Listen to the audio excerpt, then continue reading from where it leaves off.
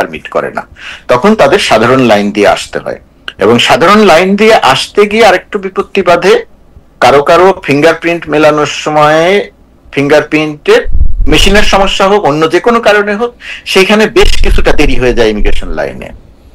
এর মধ্যে সম্ভবত একজনের, ওই যুক্তরাষ্ট্রের থাকে না যে ইমিগ্রেশন অফিসারের কাছে আসলে আবার ফার্দার কিছু চেক করার জন্য আরেকজনের কাছে পাঠায়, একজনের সম্ভবত এরকমও হয়েছিল। সবকিছু মিলিয়ে এদের বের হওয়ার ওই প্রক্রিয়াটা অনেক সময় লেগে যায়, অনেক দেরি হয়ে যায়। অনেক দেরি হয়ে যাওয়ার পরিপ্রেক্ষিতে তারা যখন বের হয়ে আসেন, বের হওয়ার সময় গেটের সামনে আওয়ামী লীগের কিছু লোকজন দাঁড়িয়েছিল, সংখ্যায় যে তারা খুব বেশি ছিল তা নয়। তো ওই জায়গাটাতে দুর্ঘটনাটা ঘটেছে এবং সেই দুর্ঘটনার এখন দায় দেয়া হবে, একে দায় দেয়া হবে, ওকে দায় দেয়া হবে। সরকারের পক্ষ থেকে যেটা করা হচ্ছে, আমি যেটা জানি, যে একটা তদন্ত, নিজেরা একটা তদন্ত করা হচ্ছে এবং তদন্ত করে একটু খতিয়ে দেখা হচ্ছে যে আসলে কোন জায়গায় আমাদের নিজেদের কোনো দুর্বলতা আছে কিনা। সেই দুর্বলতা যদি থেকে থাকে, আপনি যেটা বলছেন ভেতর থেকে কোনো তথ্য পাচার করা হয়েছে কিনা, তাদেরকে বিশেষভাবে জানানো হয়েছে কিনা, এই সমস্ত সবগুলো অভিযোগ বিবেচনায় নিয়ে একটু দেখা হচ্ছে যে কোন জায়গা থেকে কি ঘটলো, এবং তার পরিপ্রেক্ষিতে আমার ধারণা যে পরবর্তী আপডেটটা পাওয়া যাবে এবং জানা যাবে। মুর্তজা, আপনাকে ধন্যবাদ। আপনি একদম ভালো মতোই একজন আমাদের সাবেক কালের পেশা রিপোর্টারদের মতো আপনি চমৎকার বর্ণনা দিয়েছেন। কিন্তু আমি এখানে একটা ছোট প্রশ্ন করতে চাই। প্রশ্নটা হচ্ছে যে ডক্টর মোহাম্মদ ইউনূস এবং তার সঙ্গে যারা এসছেন তারা কি এটা জানতেন না যে দুই রকম ভিসা ক্যাটাগরির যদি থাকে উনারা কোনো দিন এই নিরাপত্তা প্রোটোকল পাবেন না, যেটা ডক্টর মোহাম্মদ ইউনূসই বলুক আর ডোনাল্ড ট্রাম্পই বলুক। এইটা যাদের মার্কিন যুক্তরাষ্ট্রে একবার আসার অভিজ্ঞতা আছে তারাও এটা জানেন, যেরকম ভিসা ক্যাটাগরি সেরকম নিরাপত্তা বলয় তারা পাবেন। ওনারা হত্যা দিয়ে পড়ে থাকলেও ওদেরকে ভিআইপি টার্মিনাল ব্যবহার করতে দেয়া হবে না, বা এইটা ব্যবহার করতে দেওয়া হবে না। আমি মার্কিন যুক্তরাষ্ট্রে খুব বেশিবার আসি নাই, 12, 13, 15 বার আসছি, কিন্তু আমি প্রথমবার থেকে এটা জানি, কারণ প্রথমবার থেকেই এটা আমাকে একদম স্পষ্ট করে বলে দেওয়া হয়েছে 2003 সাল থেকে। এটা কি ডক্টর মোহাম্মদ ইউনূস এবং তার সরকারের তার প্রোটোকল এটা জানতেন না? এটা যে কোনো কারণেই হোক, এখন আপনি যে প্রশ্নটা করছেন, আপনার এই প্রশ্নের যে খুব সরাসরি বা সঠিক কোনো জবাব আমার কাছে আছে তা না। আমার একটু সমস্যা হচ্ছে খালেদ, আমি যেহেতু সাংবাদিক, তো সেই সাংবাদিক হওয়ার কারণে আমি যে কোনো বিষয়ই একটু ঘুরিয়ে পেঁচিয়ে, আপনি যেহেতু প্রশ্ন করেছেন তার একটা জবাব দিতে হবে, এদিকেও গেলাম না ওদিকেও গেলাম না, কিছু একটা পেঁচিয়ে টেচিয়ে বললাম, আমি আসলে ওই কাজটা করতে চাই না, করতে পারিও না। তো সেই কারণে আপনি যে প্রশ্ন করেছেন, আমার ধারণা যে এর সঙ্গে সংশ্লিষ্ট যারা ছিলেন, আমি নিজের কেউ যদি বলি, আমি নিজেই পুরো ব্যাপারের সাথে আমার সম্পৃক্ততা নাই, কিন্তু তারপর আমি দায় এড়াচ্ছি না, এই ব্যাপারটা ডেফিনেটলি সেইভাবে প্রথম অবস্থাতে নজরে নেওয়া হয় নাই।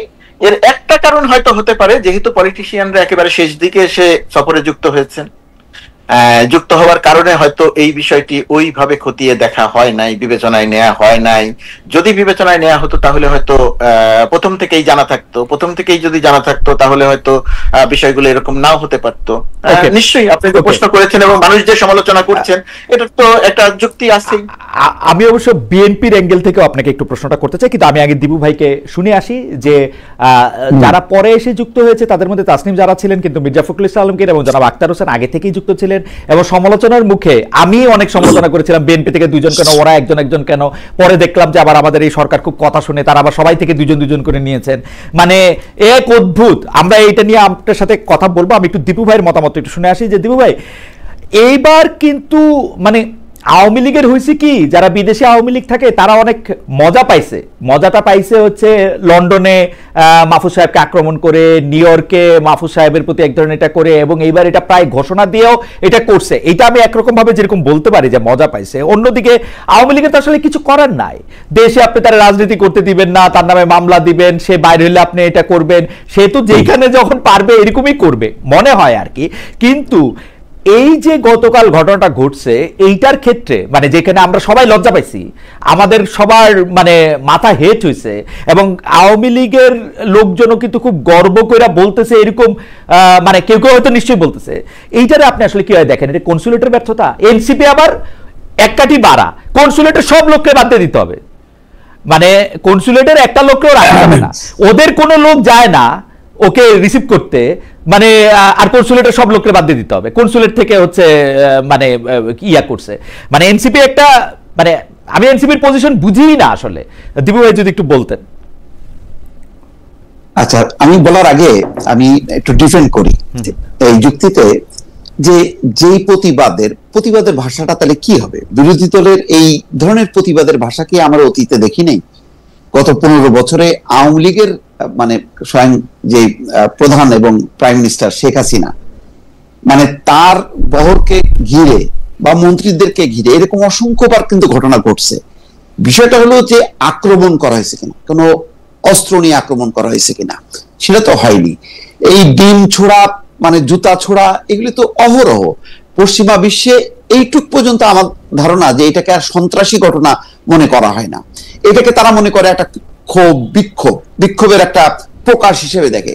তো এটা যদি আমরা রাজনৈতিকভাবে বিবেচনা করি, তাহলে আমাদেরকে, হ্যাঁ অবশ্যই তারা অতিথি, তাদেরকে ডিম ছুঁড়ে মারছে, পিছনে লাগছে, এটা কিন্তু এটা কি মানে রাজনৈতিক ক্ষোভ বিক্ষোভের মধ্যে কি এটা খুবই অস্বাভাবিক? মানে আওয়ামী লীগের পয়েন্ট অফ ভিউ থেকে আমরা যদি বিবেচনা করি, যে তারা যদি বলতে পারে যে তাদের তো এরকম অবস্থার মধ্যে হয়েছে, সুতরাং তারা একটা ডিপ মারছে, তারা তো কোনো মানে পাথর মারে নাই, অস্ত্র দিয়ে আঘাত করেনি, তো এটা কি এমন মানে প্রতিবাদের তাহলে কি হবে? দীপু ভাই, মানে দীপু ভাই আওয়ামী লীগের বন্ধুরা আমার উপরে রাগ করতে পারে, কিন্তু ঘটনা হইতেছে কি, অন্য সময় প্রতিবাদগুলি আমরা দেখছি যে সাবেক প্রধানমন্ত্রী বা তার সরকার অন্য লোকেরা যখন গেছে, এইটা হচ্ছে যে একটা মোটামুটি ভাবে ব্যারিকেড দেয় একটা জায়গার ওপাশে থেকে তারা স্লোগান দিয়েছেন, তারা অনেক রকম কথা বলেছেন, কেউ নানা ধরনের অঙ্গভঙ্গিও করেছেন।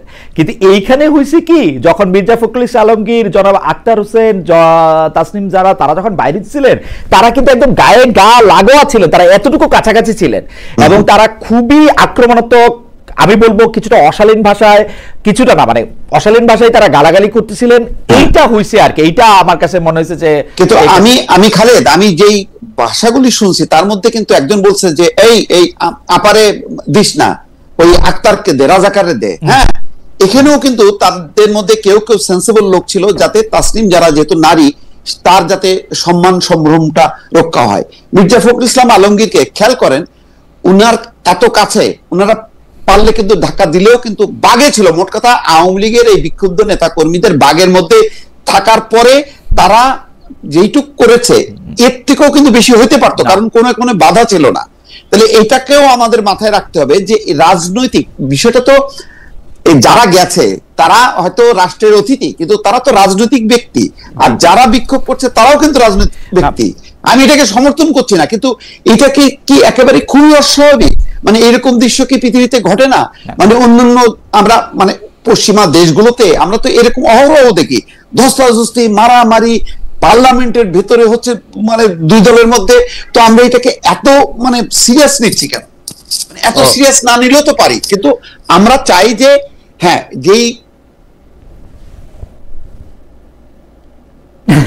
দীপু ভাই কি আমাদের সাথে থেকে একটু বিযুক্ত হয়ে গেলেন কিনা? আচ্ছা, দীপু ভাই ফিরে আসুক। আমি একটু মুর্তজা ভাই, আমি আপনাকে একটু বিএনপির অ্যাঙ্গেল থেকে একটু প্রশ্নটা করে রাখি, যেটা একটু বিএনপির অ্যাঙ্গেল থেকে প্রশ্ন করার আগে দীপু ভাই থাকলে ভালো হতো। আমি দীপু ভাইয়ের কয়েকটা কথার একটু জবাব দিই, তারপরে আপনি একটু প্রশ্ন করেন। জবাব ঠিক নয়, আমি আমার ব্যাখ্যা। আচ্ছা, দীপু ভাই চলে আসছে, দীপু ভাই শেষ করে নিন। দীপু ভাই চলে আসছে, দীপু ভাই শেষ করে। আচ্ছা, দীপু ভাই বরং আমি মনে করি এখানে ব্যর্থতাটা, জি, এখানে মেইনলি হচ্ছে লোকাল বিএনপি এবং লোকাল এনসিপি, তাদের নেতা কর্মীরা কই? আওয়ামী লীগের থাকলো, কিন্তু ওই পোর্শনের ওরা কোথায়? তারা নেই কেন? তারা ওই যে জ্যাকসন হাইটে যে ধরনের পাল্টাপাল্টি দেখলাম, তো সেই রিসিভ করার জন্য মির্জা ফখরুল কেন, যুব দল, ছাত্র দলের নেতারা গেলেও যে পরিমাণ শোডাউন হয়, যে পরিমাণ নেতা কর্মীরা ভিড় করে, মির্জা ফখরুল ইসলাম আলমগীর সহ যারা যাচ্ছে মনে হচ্ছে এতিমের মতন করে তারা যাচ্ছে কেন? এনসিপির কর্মীরা কোথায়? বিএনপির নেতা কর্মীরা কোথায়? জামাতের নেতা কর্মীরা কোথায়?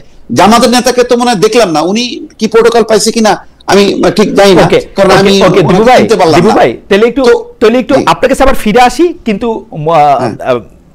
আমাদের মুর্তজা ভাই আবার একটু ইয়া দিয়ে রাখছিল যে উনি একটু কিছু বলতে চান এই সম্পর্কে। একটা সেকেন্ড মুর্তজা ভাই, আমাদের অনেক দর্শক আমাদের সাথে যুক্ত আছে, তো দুইজন দর্শকের প্রতিক্রিয়া একদম পাশাপাশি, তাদেরটা একটু পড়ে শোনাই। দীপু ভাই, নওশাদ আলী সাহেব লিখছেন যে ফিরোজ সাহেব ইনিয়ে বিনিয়ে এই আওয়ামী সন্ত্রাসীকে জায়েজ করার চেষ্টা করতেছে, আর জসউদ্দিন সাহেব একদম পরের প্রতিক্রিয়াটাই, সব ক্রিয়ার প্রতিক্রিয়া আছে খালেদ। ইউনূস মবক্রেসি কায়েম করেছিল দেশে। মুর্তজা ভাই, আপনি যদি একটু বলতেন, দীপু ভাইয়ের প্রতিক্রিয়া আপনি কথা বলতে চাইছিলেন। হ্যাঁ, ওইটার প্রতিক্রিয়ায় প্রথমে যেটা বলি যে এটা বিএনপি বলবে, এটা আমি বলবো না, কিন্তু তারপরেও ঘটনাটা যেহেতু আমি জানি সেই কারণে বলছি। বিএনপির এই 4 নম্বর গেট, যে টার্মিনাল 4 নম্বর টার্মিনালে, এই জায়গাটাতে বিএনপির গতকালকে 200 থেকে 300 নেতাকর্মী ছিল। গিয়াস আহমেদের নেতৃত্বে 200 থেকে 300 নেতাকর্মী ছিল। আর ওই গেটটাতে আওয়ামী লীগের লোকজন ছিল 20-30 জনের বেশি না। ওই জায়গাটাতে সংখ্যাটা ছিল এইরকম। ঘটনাটা যেটা হলো, যখন, এবং আপনি জানেন, আপনি আগের অংশে বলছিলেন যে ভিআইপি ভিভিআইপিরা কি ধরনের ব্যাপার হয়, এদেরকে সিক্রেট সার্ভিস বা বিশেষ ব্যবস্থায় বের করে নিয়ে যাওয়া হলে এমন গেট দিয়ে বের করে নিয়ে যায়, এই সামনে থাকা যারা থাকেন তারা বুঝতেও পারেন না যে কখন ঢুকলেন, কখন বের হইলেন, আদৌ চলে গেলেন কিনা, এটা বোঝা যায় না। তো গতকালকেও তাই হয়েছে, এদেরকে বের করে নিয়ে যাওয়া হয়েছে, প্রধান উপদেষ্টার গাড়িকে বের করে নিয়ে যাওয়া হয়েছে। ওইটার পরপর বিএনপি নেতৃবৃন্দ জেনেছেন যে প্রধান উপদেষ্টা সঙ্গে আমাদের যারা এসেছেন তারা চলে গেছেন। তখন বিএনপির, আমি জানি দেখে বলছি, বিএনপির তখন ধারণা হয়েছে যে তাদের মহাসচিব চলে গেছে, হোটেলে যাবেন, তারা তখন হোটেলের উদ্দেশ্যে রওনা দিয়েছেন জায়গাটা ছেড়ে। ওকে, আমি শেষ করি, আমি এটাই একমাত্র না, তো জায়গাটা ছেড়ে, ওই কারণে বিএনপিকে ওইখানে ওই সময়টাতে দেখা যায়নি। বিএনপি যখন আবার যেতে চেয়েছে তখন পুলিশ আবার আটকে দিয়েছে যে আর ওইদিকে যাওয়া যাবে না।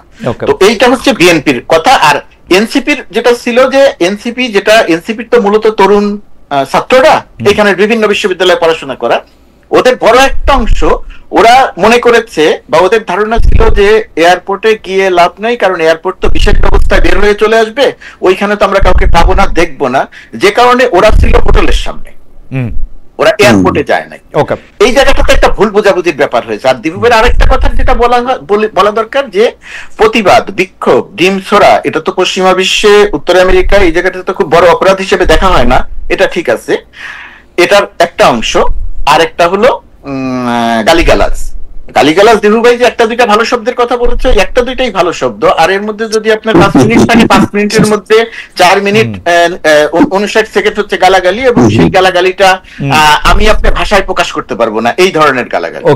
এটা তো সেই রকম একটা জায়গাতে এই যে এই প্রতিবাদ, আগের প্রতিবাদ, এখনকার প্রতিবাদ, আপনি বিএনপির প্রতিবাদটা যদি খেয়াল করে দেখেন, কখনোই দেখবেন না যে কনসুলেটে গিয়ে লাথি দিয়ে গ্লাস ভেঙেছে। এই প্রথম প্রতিবাদের সময় সন্ত্রাসী কর্মকাণ্ড ঘটেছে। আপনি কখনোই দেখবেন না যে এইভাবে করে সন্ত্রাসী কর্মকাণ্ড করা হয়েছে। আপনি দেখবেন যে শামীম ওসমানকে যখন জ্যাকসন হাইটসে কথা বলা হয়েছে, আটকানো হয়েছে, ঠিক যেভাবে সুইজারল্যান্ডে আসিফ নজরুলকে আটকানো হয়েছিল। আসিফ নজরুল, এখন সমস্যাটা হচ্ছে সরকারের প্রতিক্রিয়ায়, দলের প্রতিক্রিয়া। শামীম ওসমানকে যখন আটকানো হয়েছিল, আমি খুঁজে আমি শেষ করি, খুঁজে বাংলাদেশে কার বাড়ি কোথায়, সেই বাড়িগুলোতে আক্রমণ করেছিল যুবলীগ, ছাত্রলীগ। আর বর্তমান সরকারের সময় মাহফুজ আলমের উপরে যারা আক্রমণ করেছে তারা তো চেনা পরিচিত, লন্ডনে এবং কনসুলেটে। এর বাইরে যখন যেখানে যার উপরে আক্রমণ হয়েছে, কারো বাড়ি কিন্তু আক্রান্ত হয় নাই, সরকার কিন্তু ওই প্রতিশোধমূলক ব্যবস্থাটা নেয় নাই। এখন এই জায়গাগুলো হচ্ছে পার্থক্য। আওয়ামী লীগ দেশের জনসভা করতে পারছে না, মিটিং করতে পারছে না, কার্যক্রম নিষিদ্ধ, এই কারণে সে দেশের বাইরে সন্ত্রাসী কর্মকাণ্ড করছে, বিষয়টা তা নয়। এটা হচ্ছে আওয়ামী লীগের চরিত্র, আওয়ামী লীগের চরিত্রটা, সেই চরিত্রের প্রকাশটাই আমরা দেশের বাইরে দেখছি। আমি শুধু দুইটা জিনিসের ক্ষেত্রে আপনার দৃষ্টি আকর্ষণ করতে চাই। গিয়াস আহমেদ ভাই, আমিও মানে আমার সাথে ওনার সম্পর্ক খুবই ক্লোজ, কিন্তু আমি গিয়াস আহমেদ ভাইয়ের দাবিটা যেটা আপনার কাছে করছে, সেটা আমি কিছুতেই এটাকে আমি 10-এ 1 পয়েন্টও দিতে পারবো না। কারণ হচ্ছে আমি আবারও আমার উদাহরণ দেই, আমি খুবই নগণ্য একজন মানুষ, আমাকে যখন নিতে জেএফকে বিমানবন্দরে প্রথমবারের মতো আমার বন্ধুরা আসছে, বিশেষ এক কারণে আমাকে 3 ঘন্টা সেখানে আমার দেরি হয়েছিল, ওরা কিন্তু 3 ঘন্টা সেখানেই ছিল। মির্জা ফখরুল ইসলাম আলমগীর ভাই গেছেন কি বাইরে, গেছেন কি বাইরে হন নাই, এই তথ্যটুকু তারা জানেন না, এইটা আমার কাছে সম্পূর্ণ অবিশ্বাস্য, এটার মধ্যে আমার কোনো পয়েন্ট নাই। 2 নাম্বার হচ্ছে এনসিপির লোকেরা যে পরে আপনাকে বলছে বা এনসিপির লোকেরা যে দাবি করছে তারা জানতো যে এয়ারপোর্টে গেলে তাদের দেখা পাবে না, এনসিপির লোকেরা অবশ্যই ভালো করে জানতো আওয়ামী লীগ তাদেরকে, ওই লোকজনদেরকে যাদের নেতারা তাদের আসতেছে তাদেরকে তারা প্লেকার্ড দেখাবে, তাদেরকে তারা বর্জন করবে, তাদেরকে তারা বিব্রত করতে চেষ্টা করবে। সেখানে এনসিপি এয়ারপোর্টে থাকার মতো 4টা লোক নাই, এটাও অবিশ্বাস্য।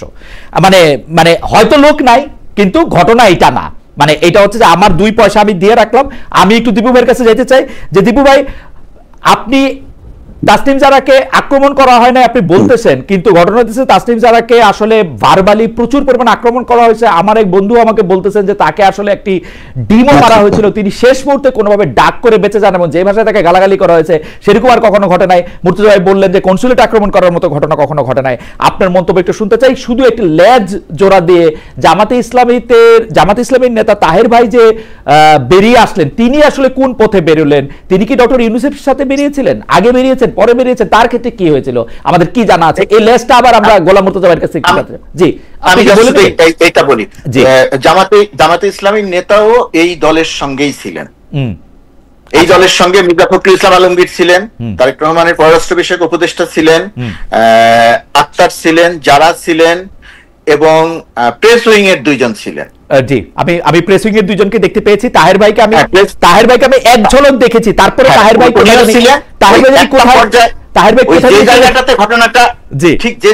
ঘটনাটা ঘটেছে সেই জায়গা থেকেই জামাত ইসলামীর নেতাকর্মীরা ওনাকে সেভ করে নিয়ে গাড়িতে তুলেছে এবং আওয়ামী লীগের মূল ক্ষোভটা, মূল রাগটা অন্য কারো উপরে, মির্জা ফখরুল ইসলাম আলমগীরের উপরে তারা যে বিশেষ সম্মান দেখিয়েছে তার কারণটা হচ্ছে মূল রাগটা ডক্টর ইউনূস এবং মূল রাগটা হচ্ছে এনসিপির উপরে। মির্জা ফখরুল ইসলাম আলমগীরের আমি একটু দীপু ভাইয়ের কাছে চাই যে দীপু ভাই, ডক্টর মোহাম্মদ ইউনূস হচ্ছে যে তিনি আসলে উনার নিজেকে ছাড়া কাউকে আসলে কেয়ার করেন না, মানে আমার এন্টোরেজ হিসেবে যারা গিয়েছে তাদের নিরাপত্তা নিশ্চিত না করে তিনি নিরাপদে বেরিয়ে গেলেন, এটা হচ্ছে উনার বিপক্ষে সবচেয়ে বড় সমালোচনা। আর পাশাপাশি সমালোচনা তো আমরা করতেই পারি, এনসিপি কেন তাদের লোক গেল না, বিএনপির লোকেরা কেন চলে আসলো, এটা আমার কাছে কিন্তু একটা বারমুডা ট্রায়াঙ্গেল। মির্জা ফখরুল ইসলাম আলমগীর বাইর হন নাই কিন্তু তারা জানছে যে উনি বাইর হইছেন, এটা হইতেই পারে না, ইটস অ্যান অ্যাবসার্ড। আমি গিয়াস ভাইকে আজকে পাইলে আজকেও জিজ্ঞেস করবো, এবং গিয়াস ভাই আমার ধারণা, মানে আমি জানি না, আমি গিয়াস ভাইকে পাইলে এটা জিজ্ঞেস করবো, এটা আমার কাছে বারমুডা ট্রায়াঙ্গেল। আমি এটা যতক্ষণ পর্যন্ত না জানতেছি এটা আমি জানতে চেষ্টা করবো। এনসিপির ব্যাপারটাও যদি আপনি বলেন, জামাতের ব্যাপারটাও যদি একটু আপনি আমার বলেন দেবু ভাই। না, মানে আমার কাছে তো এটাও খুব লাগলো যে জামাতের যারা নেতা কর্মী শুধু তাদের নেতাকে নিয়ে বেড়ে চলে গেল, তাহলে অন্যদের ছিল না। আমি ভাবলাম যে ওখানে বিএনপি বা এনসিপির কেউ ছিল না, তাহলে জামাতের নেতা কর্মীরা মানে সবার দায়িত্ব নিল না, এটা কেমন কথা? এটাও একটা আমি খটকা লাগতেছে। এছাড়া ভিডিওতে আমি আসলে দেখি নাই, সেই কারণে আমি নিশ্চিত না, থাকারই কথা যে তারা একসাথেই বের হয়েছে। হয়তো মানে জামাত তো অনেক কৌশলী, তারা হয়তো আগে থেকে খবর জানতো, হয়তো খুব দ্রুতই তার নেতাকে আলাদা করে নিয়ে চলে গেছে, এটা হইতে পারে।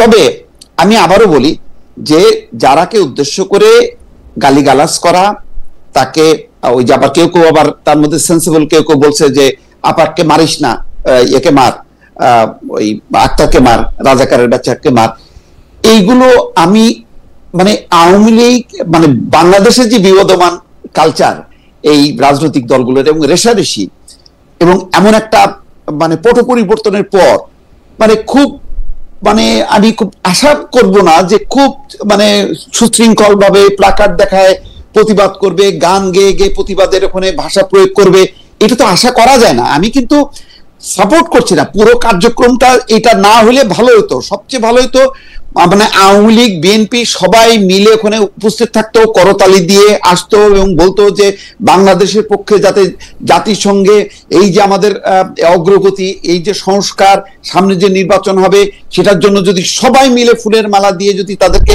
নেতৃবৃন্দকে মানে স্বাগত জানাতো, তাহলে খুবই খুশি হতো এবং এটা মানে বিশ্বে একটা অন্যরকম একটা খবরও হতো। কিন্তু এটা তো আশা করা যায় না, এটা তো আমরা সব জানি কিন্তু আমি বলছি যে এর চেয়েও খারাপ হতে পারতো। সেই তুলনায় আমি মনে করি যে এটা এত মানে মারাত্মক খারাপ হয়নি। কিন্তু তার মানে এই নয় যে আমি সাপোর্ট করছি। একটা গণমাধ্যম কর্মী হিসাবে আমি সব সাইটই ব্যাখ্যা করব।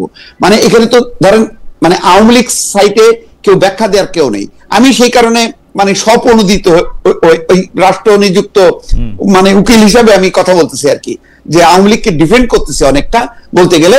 যে আমি তো বাংলাদেশের রাজনীতির কালচারটা বুঝি, নিউ ইয়র্ক জ্যাকসন হাইটের কালচার আর এখানকার কালচারের মধ্যে কোনো পার্থক্য নেই। সেই রেশারেশি কামড়া কামড়ি এখানে বাংলাদেশে হয়তো আওয়ামী লীগ এখন হয়তো গোপনে চলে গেছে, কিন্তু জ্যাকসন হাইটে বা নিউ ইয়র্কে আমেরিকায় তো তারা আর পালাবে না। তারা যখন উপস্থিত থাকবে তখন তাদের কালচার কি হতে পারে, যখন তারা ছিল না অন্য পক্ষ যখন ছিল তাদের কালচার কি ছিল, সেগুলো তো সবই দেখেছি জেনেছি।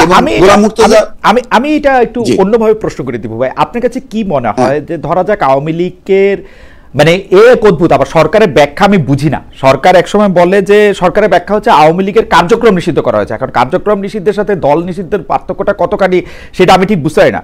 কিন্তু আওয়ামী লীগ যদি এখন তাদের কার্যক্রম নিষিদ্ধের জায়গা থেকে আন্তর্জাতিকভাবে এইটার একটা মানে তৈরি করতে চায়, যে কারণে এখানে আওয়ামী লীগ বিএনপি করা, সেটা কি তাদের পক্ষে গেল? মানে আজকে যে কাজটা, গতকাল যে কাজটা আওয়ামী লীগ করেছে, তার কিছুদিন আগে যে কাজটা আওয়ামী লীগ করেছে, সেটা কি তাদের পক্ষে যাচ্ছে ঘটনাটা? মানে আপনার বিবেচনায় কি মনে হয়? না না না, এটা তো পক্ষে যাচ্ছে না, বরং এটা আমি মনে করি যে আওয়ামী লীগের জন্য আরো ক্ষতি হলো। এই ঘটনার পর দেখবেন যে বাংলাদেশ থেকে মানে বিএনপি, জামাত, এনসিপি সবাই একযোগে এটা নিন্দা করছে এবং তারা ঐক্যবদ্ধ হলো। বরং আগামী নির্বাচনে যাতে তারা অংশ না নিতে পারে সেই দাবিটা কিন্তু আজকে জোরালো হলো। এবং ইতিমধ্যে কিন্তু এনসিপির নেতা নাহিদ ইসলাম কিন্তু সেই দাবিটা করছে যে তাদেরকে পুরোপুরি মানে দলগতভাবে তাদেরকে যাতে নিষিদ্ধ করা হয়, যাতে নির্বাচন না করতে পারে। এমনিতেই জাতীয় পার্টি সহ তাদেরকে মানে নির্বাচনে যাতে না আসতে পারে এই ব্যাপারে একটা দাবি আছে, যেখানে বিএনপি চাচ্ছে যে সবার অংশগ্রহণে একটা নির্বাচন হোক। এখন কিন্তু এটা আরো মানে জোরালো হলো। ফলে এই ঘটনার মধ্য দিয়ে বিএনপির কিন্তু রাজনৈতিক কোনো প্লাস পয়েন্ট হলো না। মানে এইটুক নোংরামি না করলেও পারতো।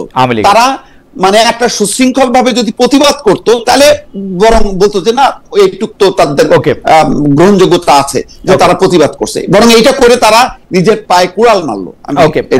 আমি একটু মুর্তজা ভাইয়ের কাছে আসি, যে মুর্তজা ভাই প্রতি বছর জাতিসংঘের অধিবেশন হয়, সেই জাতিসংঘের অধিবেশনে মানে সরকার প্রধানরা আসেন, বাংলাদেশ থেকে সরকার প্রধানরা সাধারণত আসেন, বিশ্বের নানা দেশ থেকে, অধিকাংশ দেশ থেকে সরকার প্রধান আসেন। কিন্তু এইবারে আমার চোখে পড়লো যে তিনটি দল থেকে প্রথমে 4 জন নেতা, পরে সমালোচনার মুখে বিএনপির সমান সমান করে অন্য 2 দল থেকেও 2 জন করে নেতা নিয়ে আসা হলেও কেউ কেউ বলছেন ডক্টর মোহাম্মদ ইউনূস একটি মানব ঢাল ব্যবহার করলেন। কারণ তিনি ডক্টর মোহাম্মদ ইউনূস জানতেন যে তিনি বিদেশে এখন চরম, মানে দেশে যেহেতু তাকে নিয়ে কিছু বলা যায় না, বলা যায় তার যেহেতু শুনতে হয় না, বিদেশে গেলে হয়তো শুনতেও হবে, সেই জন্য তিনি একটি মানব ঢাল হিসাবে রাজনৈতিক নেতাদের নিয়ে আসলেন। এইটার ব্যাপারে আপনার কি মনে হয় যে মানে আসলে কি মির্জা ফখরুল ইসলাম আলমগীর, জনাব আখতার হোসেন এবং জনাব আবু তাহেরকে আনা হলো যাতে মানে মনোযোগটা ওদিকে থাকে বা ডিম যা থাকে তা ওদিকেই যায়, ডক্টর মোহাম্মদ ইউনূসের দিকে না যায়? ব্যাপারটা কি এরকম? দেখেন খালেদ, এটা যুক্তি হিসেবে খুব দুর্বল যুক্তি।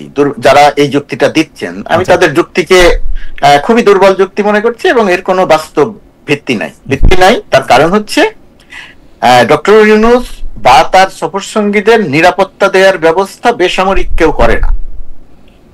নিরাপত্তা দেওয়ার ব্যবস্থাটা করবে যুক্তরাষ্ট্রের সর্বোচ্চ সংস্থা। এটা ডক্টর ইউনূসও জানেন, আমি আপনি সবাই এটা জানেন। এখানে বিএনপি তার নিরাপত্তা দিবে না যে ডক্টর ইউনূস এই কারণে মির্জা ফখরুলদেরকে নিয়ে আসবেন। কি কারণে নিয়ে এসেছেন সেটা নানা রকমের ব্যাখ্যা হতে পারে। দেখেন, আগামী 5-6 মাসের পরে নির্বাচন, এই সরকার থাকবে আর 5-6 মাস, তারপরে গিয়ে নির্বাচনের মধ্য দিয়ে একটা রাজনৈতিক দল একাধিক একটা ছোট্ট মানে ইনফো আপনার সঙ্গে একটু শেয়ার করি। আমার একজন বন্ধু তিনি জানাচ্ছেন যে বিএনপি অ্যাক্টিভিস্টরা লন্ডনে বাংলাদেশ হাই কমিশনরে ভ্যান্ডালাইজ করছে, পিকচার এবং ফার্নিচার ভাঙচুর করছে। মানে কখনো এটা করে নাই অর্থে তিনি এটা আমাকে জানাইছেন। মানে মানে আপনি যদি এইটাও একটু পরে আপনার অন্য কথার মাঝখানে যদি একটু বলতেন। জি, তো মির্জা ফখরুলদের নিয়ে আসার কারণ আমার কাছে মনে হচ্ছে যে যেহেতু আগামী 5-6 মাস পরে একটা নির্বাচন, সেই নির্বাচনের মধ্য দিয়ে রাজনৈতিক একটা সরকার গঠিত হবে, রাজনৈতিক একটি সরকার ক্ষমতায় আসবে, দেশ পরিচালনা করবে। সেরকম একটা সময়ে ডক্টর মোহাম্মদ ইউনূস যখন জাতিসংঘের সফরে আসছেন, এখানে জাতিসংঘের ভেতরে এবং বাইরে যুক্তরাষ্ট্র সরকারের বহু সংস্থার সঙ্গে, বহু মানুষের সঙ্গে ডক্টর ইউনূসের মিটিং হবে, আলোচনা হবে নানাবিধ বিষয় নিয়ে। ইভেন এই সমস্ত বিষয়ের মধ্যে যে বাংলাদেশের জন্য গুরুত্বপূর্ণ বাণিজ্যিক যে সমস্ত বিষয় আছে সেই সমস্ত বিষয়ে আলোচনা হবে। এই জায়গাটাতে চাওয়া হয়েছে এইরকম ভাবে যে যদি রাজনৈতিক নেতৃত্ব ডক্টর ইউনূসের এবারে সফরসঙ্গী হয়ে আসেন, তাহলে যুক্তরাষ্ট্র সরকারের সঙ্গে, ইউএন এর সঙ্গে বাংলাদেশ সরকারের বা ডক্টর ইউনূসের সরকারের যে সমস্ত আলোচনা চলছেন, রাজনৈতিক নেতৃত্ব তার অংশীজন থাকলেন, তাদের দেখা থাকলো, জানা থাকলো, বোঝা থাকলো, এটা বাংলাদেশের জন্য, পরবর্তী সরকারের জন্য আলোচনা বা যা কিছুই বলি না কেন সেইটার জন্য একটা সহায়ক পরিবেশ তৈরি হবে। আর আরেকটা জিনিস যে রেওয়াজ ছিল না সরকারি দলের বাইরে কখনো রাজনৈতিক দলের কর্মী নেতাদেরকে সম্পৃক্ত করা, এই সরকার হয়তো সেটাও একটা দেখাতে চেয়েছে যে রাজনীতিতে সক্রিয় দলগুলো, সেই দলগুলোর নেতাদেরকেও সফরসঙ্গী করা হলো। এইগুলো অনেক কিছু কারণ হতে পারে, কিন্তু এই কারণটা কোনোভাবেই ওই কারণ না যে মানব ঢাল হিসেবে ব্যবহার করার জন্য বিএনপি যাতে আওয়ামী লীগের বিপরীতে মাঠে থাকে সেটা প্রমাণ করানোর জন্য বা কৌশলের অংশ হিসেবে রাজনৈতিক নেতৃবৃন্দকে নিয়ে আসা হলো। এটা যুক্তি হিসেবে আমার কাছে অত্যন্ত দুর্বল যুক্তি এবং আমার কাছে অবশ্যই কোনো ভিত্তিমূলক যুক্তি মনে হয় না। দীপু ভাই, এই ব্যাপারে আপনার মন্তব্য একটু আমি শুনতে চাই যে আসলে আমার প্রশ্ন, মানে মুর্তজা ভাই যেটা বলছেন প্রশ্নটাও যে শুনছেন, আমি শুধু যুক্ত করতে চাই যে অনেকেই বলতেছেন যে বিএনপি ডক্টর মোহাম্মদ ইউনূসের সাথে এসে অ্যাটলিস্ট বিএনপি এবং কিছু ক্ষেত্রে জামায়াত তাদের আসলে কোনো পয়েন্ট যোগ হয় নাই, বরং তাদের কিছু পয়েন্ট বিয়োগ হইল এই সরকারের অংশীদার হিসাবে বিদেশে এসে তারা আসলে রাজনৈতিকভাবে লুজ করলেন, কারণ এই সরকারে ইতিমধ্যে নিজেদেরকে ব্যর্থ প্রতিপন্ন করেছেন। ওই সরকারের ব্যর্থতা নিজেদের গায়ে লাগানোর কোনো যুক্তি হয় না। আপনি যদি একটু বলেন। না, সেটা সত্য, কিন্তু এই দায় তো এড়াতে পারে না। সুতরাং বিএনপি এবং জামাতকে এই দায়টা নিতেই হবে এবং তারা নিয়েছে, এটা ভালো করেছে। কিন্তু ওই একটা কথা আমি যুক্ত করতে চাই, এই টিম সিলেকশনটা কিন্তু আসলে আমার পছন্দ হয়নি। ডক্টর মোহাম্মদ ইউনূস যে মাপের মানুষ, তার উনি মানে দলকে সিলেক্ট করছে, কিন্তু তার বাইরেও গুরুত্বপূর্ণ অনেকগুলো মানুষ কিন্তু বাদ পড়ে গেছে। দেখেন, ডাকসুর সাবেক 3 জন ভিপি, তারা 3 জনই কিন্তু শেখ হাসিনা বিরোধী আন্দোলনে ছিলেন। আসম আব্দুর রব, মাহমুদুর রহমান মান্না এবং নুরুল হক নূর, এই 3 জনের একজনও নেই। তারপরে দেখেন কর্নেল অলি নেই। মানে ফিরোজ ভাই কে নেই এটা বলে তো শেষ করা যাবে না। আমি বলি যে উনার একটা টিম, উনি যেটা গোলাম মুর্তজা বলছিল যে বিভিন্ন যে স্টেক হোল্ডারদের সাথে যে কথা বলবে, জি, সেই কথা বলা, এবং যেহেতু নির্বাচন আছে, ডক্টর মোহাম্মদ ইউনূসের সাথে সম্পর্কটা আরো গভীর করা, কিভাবে স্মুথলি দেশে ফিরে যাতে নির্বাচনের বৈতরণীটা পার হওয়া যায়, সেই আলোচনাটা তারা একান্তে করতে পারতেন। কারণ ওখানে আসলে এত ভিড়ের মধ্যে ডক্টর মোহাম্মদ ইউনূস যে খুব দ্বিপাক্ষিক অনেকগুলো বৈঠক করতে পারবেন, অনেক সুযোগ আছে, সেটা আমার মনে হয় না। বরং গুরুত্ব হচ্ছে দেশের রাজনীতি হয়তো এখানে কথা বলা মানে কিছুটা কঠিন বা জটিলতা। সেই 10 জন 8 জন বা 10 জন যদি নিউ ইয়র্কে যেতেন, কথা বলতেন, তাহলে এই টিম সিলেকশনটা ভালো হতো এবং এটা প্রেজেন্টেবল হতো।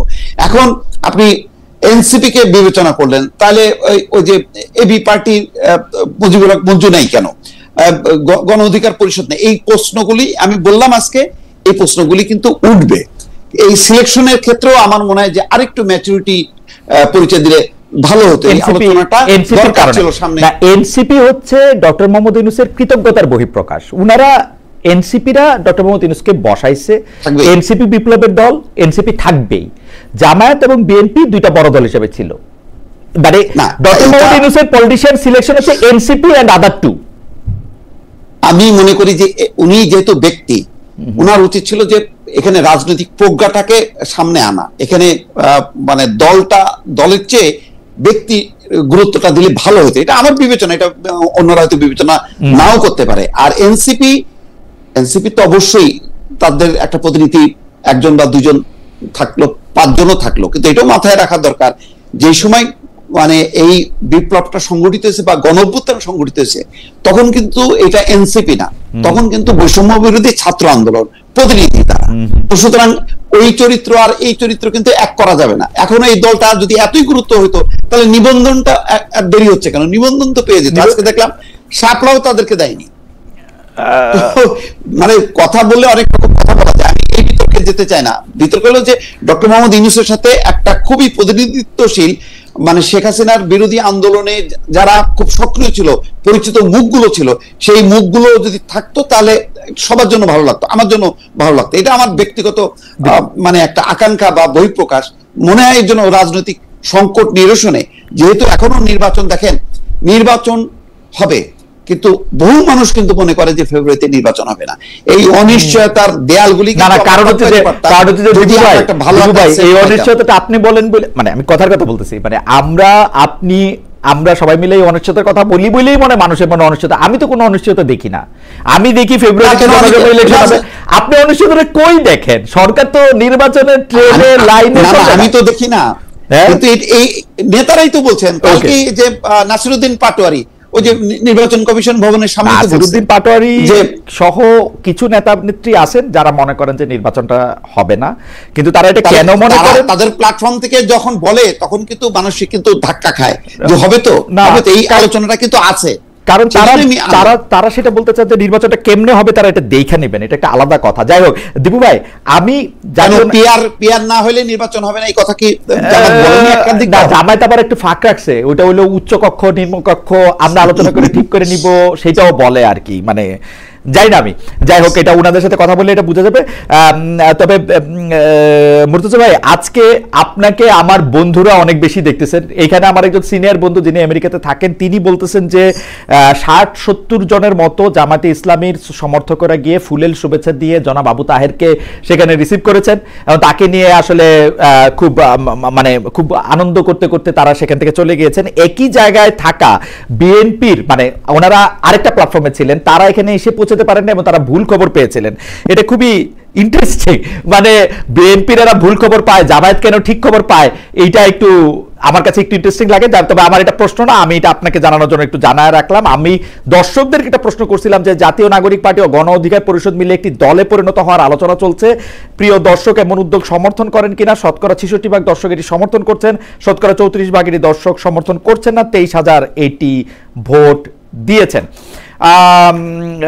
মুর্তজা ভাই, আপনার জন্য আমাদের কাছে প্রশ্ন হচ্ছে যে সরকারের যিনি প্রধান উপদেষ্টা, যিনি প্রেস সচিব আছেন, আমাদের শফিক ভাইয়ের অন্যতম কাজ আমরা যেটা দেখি সেটা হলো যে এই সরকার কতটা জনপ্রিয়, এই সরকার কতটা জনবান্ধব সেটা প্রচারণা করা। একটি দল নিরপেক্ষ অন্তর্বর্তী সরকারকে এত পপুলিস্ট হতে হবে কেন? মানে 78% বেশি মানুষ অন্তর্বর্তী সরকারের কার্যক্রমে সন্তুষ্ট, এইটাতে আসলে তৃপ্তি নেয়ার কি আছে? মানে একটা জরিপ 78% লোক জনগণ এটাতে সন্তুষ্ট